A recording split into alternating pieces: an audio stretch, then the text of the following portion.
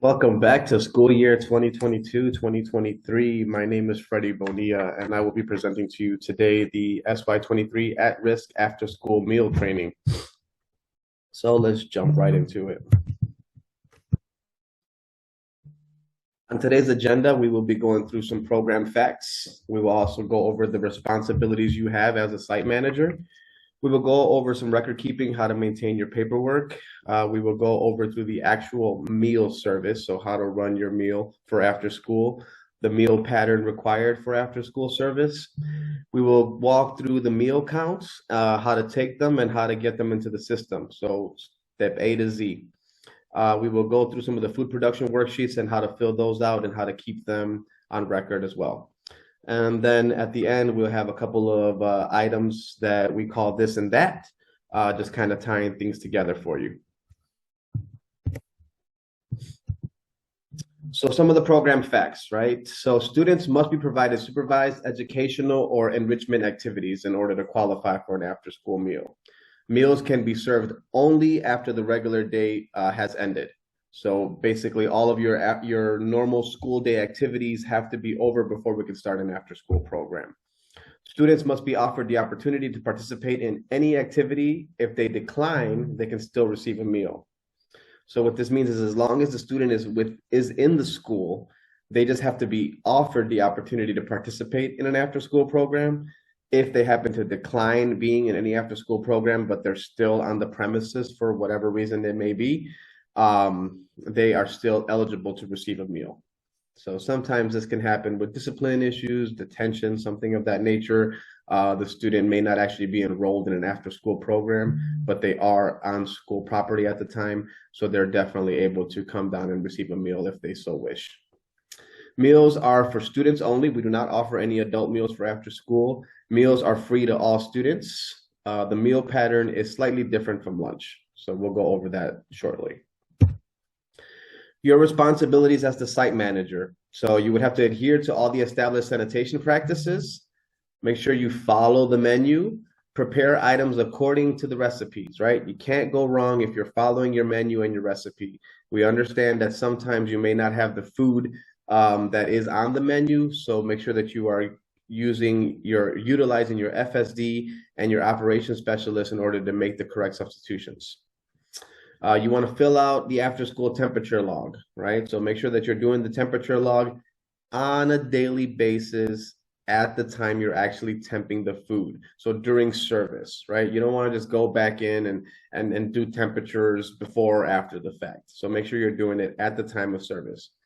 Complete the food production worksheet on a daily basis. This is very important, right? That all of this paperwork gets done on a daily basis so that you don't fall behind. Properly record any substitutions. Once again, you want to utilize your FSD to help you choose what those substitutions should be, okay? Keep your paperwork organized and accessible at all times. So the monitors will be out in full effect this school year, and we'll definitely be looking at your paperwork. So that is another team that I oversee here at CPS, and we're definitely trying to crack down on any issues early on in the school year, right? So as I tell my monitors all the time, we're here to work with you, okay? We're not here to reprimand you or correct any of the things you may not have gotten yet. So we really just want to get you on the correct page, show you how to keep your paperwork in order so that if an actual state auditor does come in and review your program, you'll be more than ready, okay? So we're all on the same team. Let's just get things in order so that we can move forward. Accurately enter your meal counts daily. So we will actually go through a whole process on how to go ahead and enter these meal counts.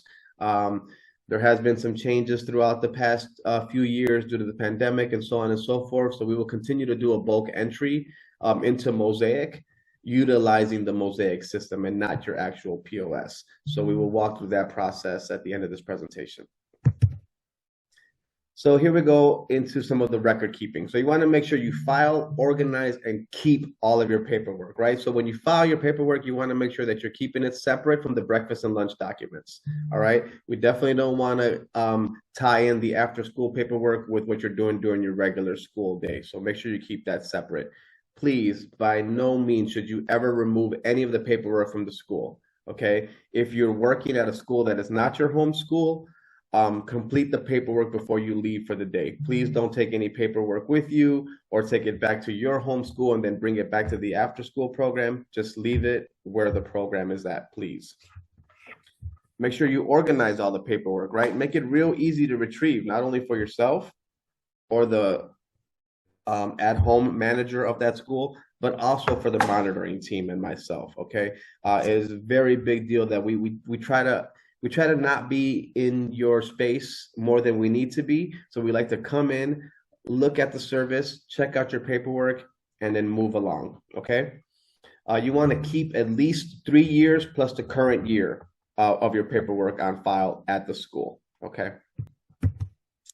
Now we're going to go dive in right into what the meal service looks like. All right. So after school meals may be served on a line, which is the method that we would prefer you use, or from a grab and go station. Okay. Now, if you're using a grab and go station, you still want to be at the grab and go station, making sure you're taking the counts either on a grid sheet or a roster, however you so choose.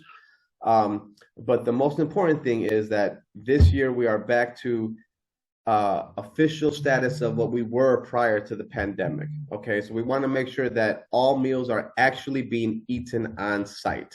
We cannot allow for any students to grab and go and leave the building. Okay, if they're at a grab and go station, they should be utilizing another area of the building, maybe where their program is held, where they're actually eating that meal, but it needs to be on the school premises. You may have to prepackage some meals, right? So you may have to bag or prepackage some meals. If your principal or program coordinator has requested a meal service model that possesses any challenges to you, you can contact your FSD or your FSM and your operations specialist. Okay, so make sure you know who those people are. They'll be very helpful to you. Now we're going to dive right into what the meal pattern looks like. Okay, so it's still very similar to a lunch. We're going to offer 5 components. Okay, we're going to offer 1 component for a meat alternate, 1 for a grain, 1 for a fruit, a vegetable, and their choice of milk. Okay, students must still select a minimum of 3 entrees. Students are not required to take an entree. I'm sorry about that. I said 3 entrees. Students are required to take 3 components. Okay. One of them does not need to be the entree, and students are not required to take a milk in this case either. Okay, so as long as they're taking any 3 components, that is reimbursable. Water must be made available during the meal service. That's another important thing. So if you're serving in an area that already has a water fountain, it's fully functional, that's fine. If there's no water fountain in the area or in the immediate area of that lunchroom where that service is happening, then you want to go ahead and put out some water. Okay, some ice water would be preferable. Meal counts and accountability, right? So the meal counts can be taken on a grid sheet or on a roster. So we're giving you that option this year. If you happen to have a bigger program, it might be easier to do a grid sheet. If you have a smaller program, it's easier to manage. You put them all on this weekly roster. So you would just list students' first and last name on the roster, and then you'll just be able to check off Monday through Friday when they actually participated in the meal. So it might make it easier. We'll leave it up to whatever works best for you, and we'll show you both methods shortly here. So if you're using a grid sheet, they can all be found on MyNSS. Basically, MyNSS is getting a full revamp by our team here. So a lot of this material upon training, not only for after school, but every other program at your school could be found on MyNSS. Okay, so make sure you visit, fumble around there and see all the new forms and the new menus that we have added in order to enhance a centralized area for you to find these documents. Grid sheets, just like rosters, must be completed on a daily basis. Now, if you're using a grid sheet, it must be accompanied by attendance. Okay, how do you handle daily attendance counts, right? So attendance must be provided daily for every after-school program. Do not take attendance based on the number of students who receive a meal. Okay, so if you're using a grid sheet, we can't base it off who came in and took the meal, like we did on the roster where we have everybody already listed, and then we're just able to go ahead and see if they took a meal. In this case, if you're using a grid sheet, you cannot just say, I served 15 kids today, so there was 15 kids in attendance. You need an actual attendance for those programs. Okay, so we want to make sure that we're doing that right. If you're having a problem with attendance, it may be easier to just utilize the grid sheet. I mean, to just utilize the weekly roster. That way you're listing all the students who you see coming through, and then you get it that way. And if there's a student that's not on that roster, you could have a separate sign-in sheet, which they will sign in order to show that they took that meal, okay? Now, if you're using a weekly roster, you want to create a roster of all the students who are participating in the after-school program, 1 through 25, I believe we have. So if you have more students than that, you want to just use multiple sheets. Please make sure you utilize the first and last name of the student. So no initials, no nicknames, just write out the full name. You'll check off the student's name at the POS once the reimbursable meal has been served. So like anything else that we do here at CPS for NSS, we need to be able to see the reimbursable meal being taken, and then we actually do the count at the end of the POS, okay?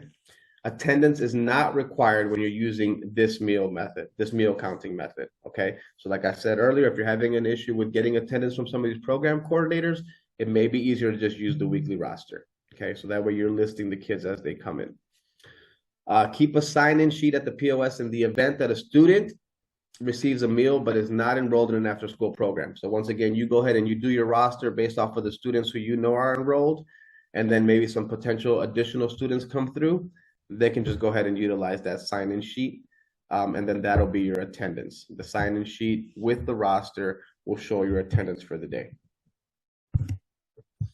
Here is a sample of the grid sheet, right? So it's very, very important that counts are only recorded at the end of the meal service, after the student receives the reimbursable meal, right? So just like we just stated, always at the end of the POS. You want to fill this out in its entirety, so you want to go ahead and circle the day of the week, put in your school name and your Oracle number, okay? Go ahead and list the address and the serving date. You want to make sure to use pen, so don't use any pencils or highlighters, use an ink pen. You're going to go ahead and cross out one number at a time. We do not like to see, actually, it is not acceptable to kind of write a line across the first 25 because you saw 25 kids go by. You want to go ahead and scratch each individual number individually, please. Here you will see the example of the roster. Once again, make sure you're only checking off under the Monday through Friday section as you see the kid go by with the reimbursable meal, okay? Fill it out in its entirety. Once again, you want to go ahead and fill out that site name, address, the room numbers that associate with the programs, and the week of. You also want to make sure that where it says enter dates there above student's name, that for this week, you're actually putting the date above that section. So if you happen to start on 8/22, you will say Monday, 8/22, Tuesday, 8/23, Wednesday, 8/24, and so on, okay?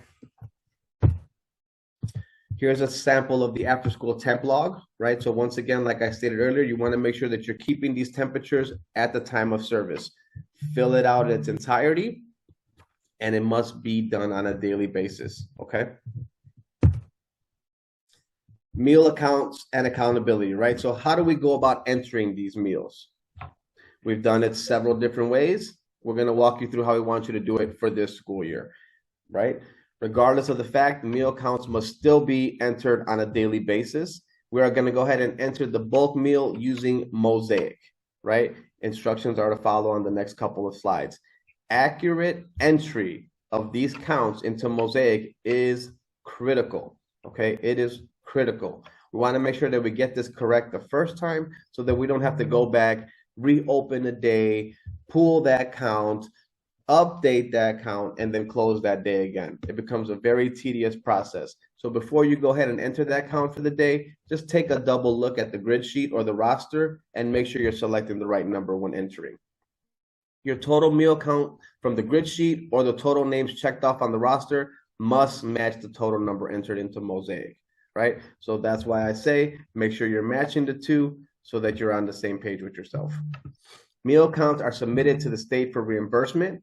So the money that we receive back for this reimbursement is always circulated back into the after school program. So if we want to continue to run these programs and we want to continue to staff these programs, we want to make sure that we're getting as much reimbursement as possible. And all that starts with us entering the correct counts at the school level, okay? All right, here we go. This probably looks very familiar to all of you, but we're just going to walk through it once again, just so that you know where to find these. Like I stated before, a lot of these counts have kind of moved from one menu to another. So let's just walk through it together. You want to go to the end of day on the left corner, on the left-hand side there, and then you want to go ahead and select bulk entry form. Once you select bulk entry form, you will see this new screen that we have created. It shows new after-school meals, new after-school snacks. So since we're talking about meals here, we will go ahead and click on the after-school meal tab. Once you do that, it'll bring you to this screen. On this screen, you will go ahead and select your school name, which usually, if you're already in, see, I happen to have access to all schools, but you would happen to have access to only your school or the school you're working at. So make sure you toggle correctly between the schools to select the one that you are working at for after school. Select the date of service, and then you want to go ahead and click add. Once you do that, it'll bring up this screen. It's become much shorter than the ones in the past. It's really easy. We're just going ahead and entering that total number right in this after school meal count box. Once you do that, you want to go ahead and click finalize. Once you finalize that, go ahead, that sounds like it's the final step, but it's not, right? So you, at that point, that count goes into the system, but the day is still open. So we need to go ahead and close day. So how do we do that? We go back to end of day. We select the close day option from the top left-hand side. Then you will find the entry you just made, right? So close day for today should be right on the top section there. You just went ahead and put it in. So find your school, and then you're going to go ahead and click the blue highlighted date. That'll open up the form for you, as you see here. So then this is showing what the after school count that was entered, the attendance, so on and so forth. You just want to go ahead and select close day. Once you do this, you will receive a notification that shows success. Your close day has been completed successfully. Okay, so you want to go ahead and click OK and exit out of that. Now, very similarly, if you're working a Saturday program, you want to go in and do the end of day function as well, bulk entry form. But there you will see Saturday meal and or snack, which will populate this screen. Okay, so now when you're doing a Saturday program, once again, you go end of day, bulk entry form, Saturday meal and snack. And then you'll go ahead and enter those counts right in here. Very, very similar, except for you got another screen. So instead of going to after school meal, you're going to Saturday meal. Okay, as you see here, you have a section for Saturday meal and Saturday snack. You want to go ahead and select bulk meal items for Saturday meal and enter in the count here. If you happen to be doing a snack and a meal on Saturdays, which is very common, we don't offer 2 meals for Saturday. So in some cases, you will get a snack that looks like a breakfast, but it's just a 2-item breakfast, and then a full lunch. Or in some cases, vice versa, they want a full hot breakfast, and then they're just doing a 2-item snack in the afternoon for lunch. Either way, you're going to go ahead and enter in both of those counts or one of those counts, regardless of which program you're doing at the time when you're serving Saturday. Food production worksheets. So this is a sample of your food production worksheet. You must complete the handwritten food production worksheet on a daily basis. The handwritten food production worksheet must be used to complete the data entry in back of the house. Also, it must be kept on file with today's paperwork. So this is why not only do we have to print it out and go ahead and fill it out and keep it with our counts for that day, grid sheets or rosters, along with a daily sales report, but we also got to make sure that we go ahead and enter these into the back of the house, okay? Now we get into this and that around payroll, okay? So around payroll, we want to make sure you guys get paid for this overtime you're putting in, okay? So make sure that all overtime processing for the after-school program must be submitted via a ServiceNow ticket. All overtime instructions will be reflected on the approval letters that you receive. So at this time, staffing may be reaching out to you saying, hey, are you interested in working an after-school program? We will reach out to you and say, here's the video on how to be trained for after school. Once you do that step, you will receive an approval letter. On that approval letter, it'll tell you about your overtime and how to submit for it in ServiceNow. Now, if you're a school-based employee, you're going to go ahead and submit that approval letter and your OT timesheets with a ServiceNow request that is going to go to School Support Center. You want to make sure you do this before the deadline for payroll of each closing pay period. Okay? They can be contacted at www.cps.edu/SSC support. Now, if you are a citywide pool employee or a charter school employee, we'll need you to do a very similar process about taking your approval letter and your OT timesheets, putting in a ServiceNow request, but these will go to the NSS Central Office staff, which can be reached at www.cps.edu/NSS-help. School-based staff can refer to this link below in order to see a video on how your overtime hours are processed correctly, okay? This and that on some signage. So this is another qualification for compliance. We want to make sure that the site has the correct signage. First and foremost, it should have a big green "End Justice for All" poster. It should also have a CACFP building for the future. Usually it looks like a regular 8.5 by 11 sheet. So make sure you're looking for that. Both signs must be visible to students during the after-school service program. So this can be in areas that include, but not limited to, the serving line near the cafeteria, or in a hallway or classroom near where these programs are being held. And that is all we have for this training. So thank you so much for spending some time with me today and learning about after-school meals. I really hope you guys go out and have a great school year and serve as many kids as possible. Thanks once again.